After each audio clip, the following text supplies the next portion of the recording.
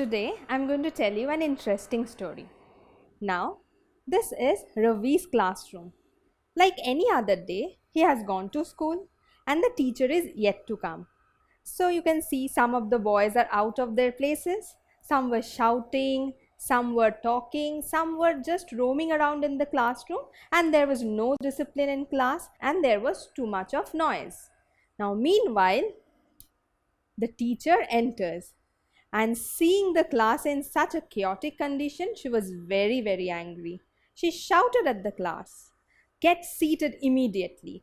I want peace." Now, Ravi was confused hearing the teacher's last words. What was that? I want peace. Why should the teacher want peace? Or peace of what? A cake or something? So, you can see Ravi looking very confused. He can't understand why the teacher should want piece of cake in the class. Is it her birthday? But he could not dare to ask this question to the teacher. So, he remained quiet. Now, next, during the tiffin break, Vijay comes up to Ravi and asks him, "Can we meet on Sunday?" Now, Ravi did not hear the entire sentence. He only heard the word meet, and his immediate reaction was, "No, no, we don't have meat. We are strictly vegetarians." Now, Vijay was utterly confused at this reply. He was not expecting this kind of a reply. He went back to his friends and everybody laughed at Ravi. Ravi was very, very confused. He could not understand what went wrong and why his friends were laughing at him. So he was very sad. So you can see Ravi had a very tough day at school. First, the teacher's words and then Vijay's words. He could not understand what was exactly wrong. Now, while going back home, he came across a grocery shop, and there a lady went up to the shopkeeper and asked him for 5 kg of flour. Ravi was even more confused at this. He thought this woman must be mad. Otherwise, why would she ask for a flower at the grocery shop? She should go to the florist instead. So he could not understand what exactly was happening. He passed by. Next, an old woman comes up to Ravi and asks him, "Dear, can you tell me the way to the bus stop?" Ravi was even more confused this time. Ravi looked around to see if there was any deer around. Now, there was no deer, and he wondered why would this old lady ask a deer for the direction of the bus stop. He was completely clueless about what was happening around him today.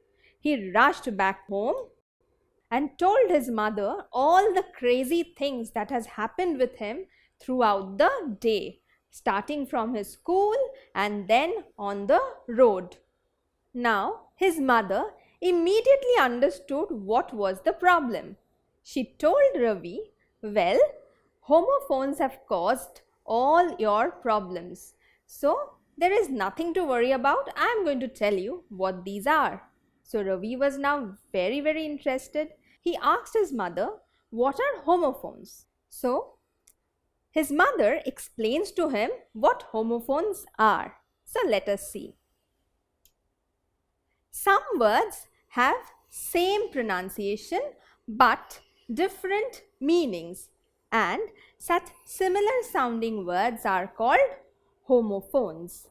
Well, this homo word, this means same and phone means sound. So, homophone together means having similar sound. So, all similar sounding words in the English language are called homophones. Now, his mother explains to him one by one where exactly he got wrong. So, when the teacher said, "I want peace," what exactly she meant was silence in the classroom, because there was so much of noise there, and so the teacher wanted peace and not this peace, which Ravi understood. Ravi thought those were pieces of something. it may be pieces of cake. So what the teacher meant was this piece, which means calmness or serenity or silence. And Ravi understood this piece, meaning pieces of something. It can be pieces of cake, as you can see here. So peace and peace are homophones because they have the same pronunciation but have different meanings. Next was meet. Now meet, M-E-E-T, it means to meet somebody. So Vijay wanted to meet Ravi on Sunday, and Ravi understood this meat, that is flesh. It can be of chicken, mutton, anything. So once again you see that meat and meat, they have different spellings, but they are pronounced in the same way. So meat and meat are also homophones. Similarly here, what we have is flour, and it is also flour. Now, when the lady went to the shopkeeper, she wanted this flour, that is a food item, as you can see here. And what Ravi understood was this flour, which is a part of the plant. So once again, flour and flour are homophones. When the old woman asked, "Dear, can you tell me the direction to the bus stop?" What exactly was this? This was this, dear, D-E-A-R, which is a fond way of calling somebody. And Ravi thought it was this deer, which is an animal, but it was not the case. So why was Ravi confused? Because deer and deer both are pronounced in the same way, but they are spelled differently. So deer and deer are also examples of homophones. Now let us look at some more examples of homophones in the English language. So we have sun and sun. So this sun, as you can see, mother and son, and this sun is the heavenly body. You can see it every day. Another example of homophone is one and one. Now this one is a number, as you can see the number 1, and this one is actually the past tense of win, which means victory. So 1 and 1 are pronounced in the same way, but again you can see there is a huge difference in the spellings of these two words. Hair and hair. Now this hair represents a part of a body, and this hair is the name of an animal, as you can see in this picture. But you can see there is a similarity in their pronunciation, but the spellings are different. So you need to be very careful of these words. Sum and sum. Now this sum is this problem, maths problem, as you solve every day. And this sum is actually denoting a quantity or a number. So as you can see, some chocolates here. So both these words, sum and sum, actually have the same pronunciation, but meaning wise they are quite different. Now a word can have more than one homophone. So it is not necessary that there are only two words having similar sound. There can be more words which have similar sounds as well. Now, there can be more than two homophones. So in case of buy and buy, you see three of them have the same pronunciation, but they have different meanings. So when I say buy, B-U-Y, I mean to purchase something. When I say B-Y-E, I mean to wave someone goodbye or something like that. So waving at someone. And when I say buy, B-Y, it can have different meanings. Now it can mean to do something, something is being done by someone. So it can refer to an agent or a person who is doing something.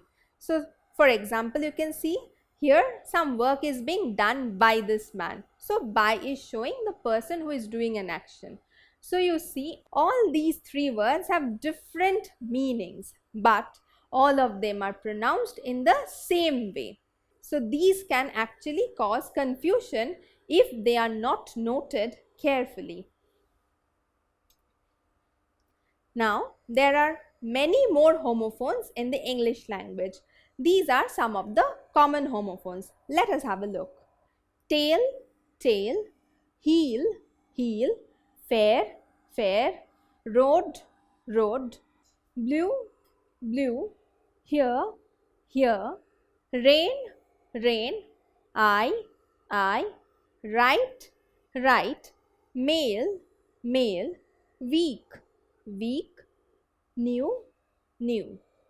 Both these words are spelled differently, but they are pronounced in the same way. So the context in which we use them will make the meanings clear. So if you just hear these words tail, if I just say tail, you may not understand which tail actually I am referring to. But when they are used in a certain context, they make the meanings clear.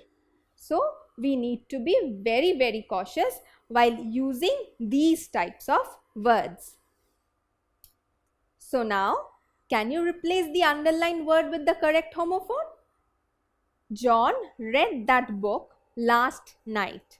So the underlined word is read. Now, this read is definitely not the correct word to use in this case. So a homophone of read which will fit here correctly would be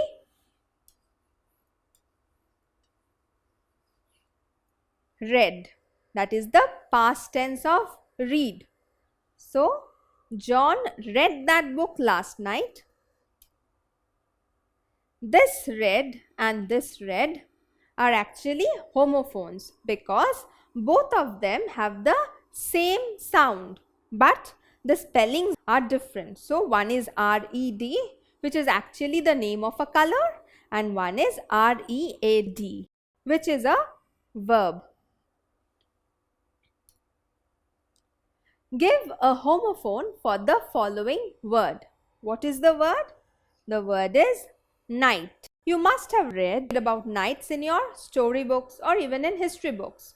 So these are people in ancient times who had high social rank. Now, this is the image of the homophone of night. Can you say what would be the correct homophone for night? Well, this is a part of the day, the night time, as you can see. So,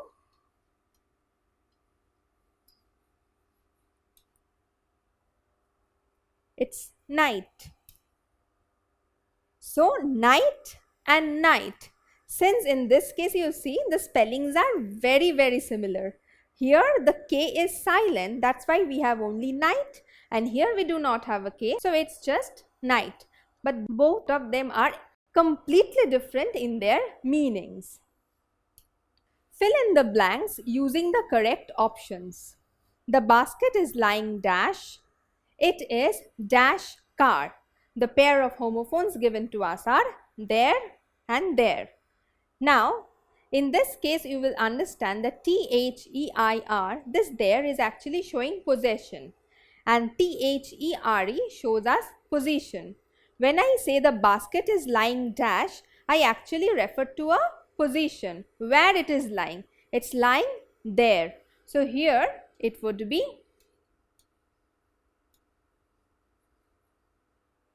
there, THERE.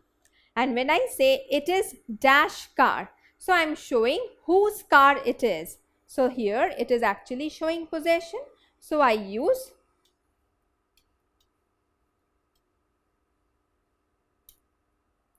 THEIR. It is their car. So in sentences like these, you need to be very careful as to which homophone you are using.